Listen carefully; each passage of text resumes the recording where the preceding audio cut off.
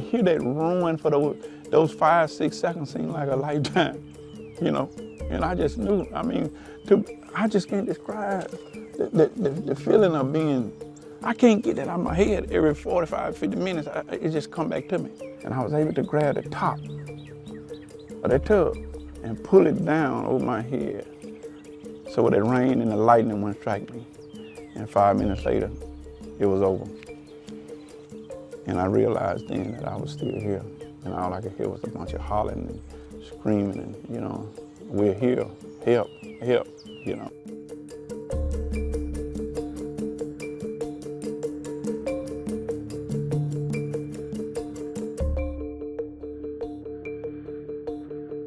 Well, attribution to climate change, at least for a single tornado event, is very, very difficult, just because there's a lot that goes into how these events unfold that are very, very small scale. However, if we were to look at, say, the broader scale across a long, long time scale, across several years, and we were to see, you know, we're starting to see more tornadoes occurring in the Deep South as we go, you know, further and further into the future, then we could attribute that to climate change. And we are starting to see that where we're seeing a little fewer tornadoes on the Great Plains, you know, Kansas, Oklahoma, and then more in the Deep South in Alabama, Mississippi, that area. However, you know, attribution of, you know, 1 or 2 tornadoes, you can't really do that.